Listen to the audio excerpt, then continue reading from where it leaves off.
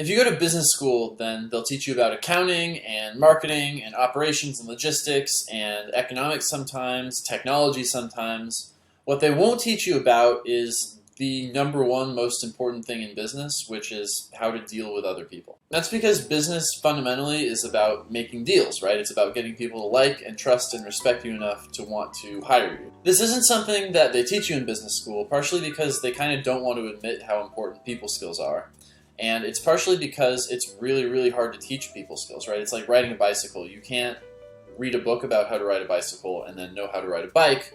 You just got to get on the bike and start riding, and then you'll figure out how to do it. But that doesn't mean that reading books about people skills can't help you, and one of those books about people skills is called What They Don't Teach You at Harvard Business School by Mark McCormack. McCormack founded IMG, which is a sports agency, right? So you know how every big famous athlete has an agent?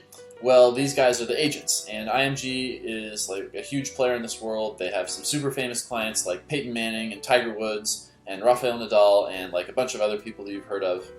Running an agency like this is one of the most relationship-based businesses in the world, right? You have to have relationships with the athletes, of course. You have to have relationships with the advertisers who want to hire these athletes. You have to have relationships with the sports leagues. You have to have relationships with everybody. And so how does Mark McCormack charm these people and get them to like him and get them to trust him? Well, that's what this book is all about. McCormack starts off his book by telling two stories about people he had met. One was about Richard Nixon, and the other is about the professional golfer Doug Sanders. Nixon was fairly quote-unquote respectable, at least until the Watergate stuff started to break. But McCormack could tell that he was kind of a creep, because one time at a tennis tournament in Paris, Nixon came up to him and said something, and then forgot about him, and then 2 days later came up to him and said the exact same thing, right? It was like he was using canned lines to talk to all the sports people, right? He wasn't being authentically himself. He was just faking it. Doug Sanders, meanwhile, was not quote-unquote respectable. He ran with a bad crowd, and he liked to gamble a lot. He was a high-flying personality. But McCormack could tell that he was a good guy beneath the surface, right? One time, McCormack represented Sanders, and he had a deal with him where, like, hey, any product endorsements you do or any advertising-related stuff that you get paid for, we get a percentage of that.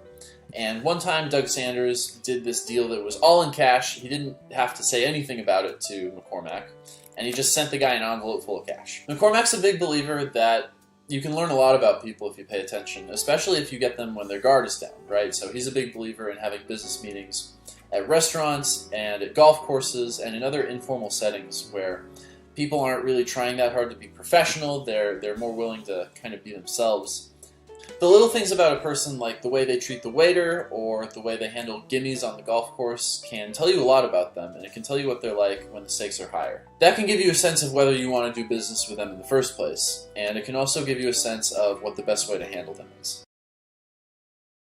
At the end of the day, if you want to have a business, then you have to sell stuff. And if you're going to sell stuff, then you have to kind of guide people towards the decision that you want them to make.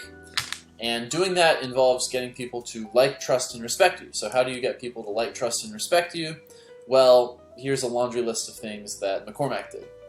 One way to do this is to be respectful, right? Don't waste people's time. If you waste people's time, especially if they're busy, they get mad at you, they don't like you. Second, be discreet. If somebody tells you a secret, don't go blabbing it off to everybody. Keep that secret.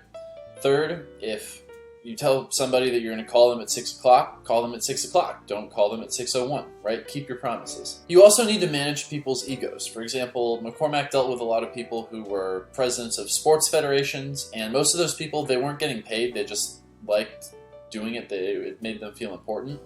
And so a person like that, he understood, like, okay, we got to spend a lot of time with these people. We've got to kiss their asses. We got to take them out to fancy dinners, and only then will they be our friend and give us these deals that we want. You also need to know what makes people angry and then not do those things, right? So some people, McCormack knew if he interrupted them on the telephone, they would take it as a sign of disrespect. Other people he knew if he wasted their time, they would take that as a sign of disrespect. And so he knew that he had to interrupt them on the telephone if they were talking about something that wasn't important. McCormack also suggests that you quote-unquote play off preconceptions, right? So for example, IMG has a reputation for being very hardline negotiators. They go in with an aggressive offer, and then they stick firm to their position. And he knew that people expected him to do this, and so a lot of the time when he went into a negotiation, he would actually make a concession right away, to show people that he's not going to be a hardline negotiator and he's actually going to be a very reasonable person to deal with. He also suggests doing useful favors for people so long as it doesn't look like you're going out of your way to do them a favor, right? Like if you're going out of your way to do somebody a favor, then you're trying to get them in your debt, which is not good, right? People don't appreciate being in your debt.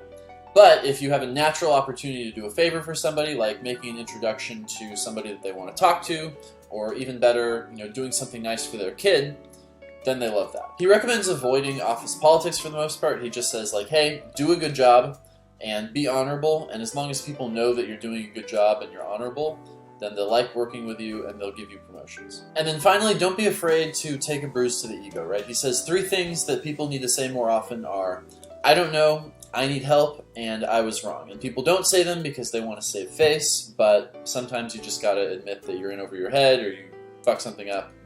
It's fine, there's no shame in it, everybody does it, so just admit it and move on. Anyways, thanks so much for checking out Theo's Book Club, and if you're new around here, if this is your first time watching one of my videos, welcome, welcome.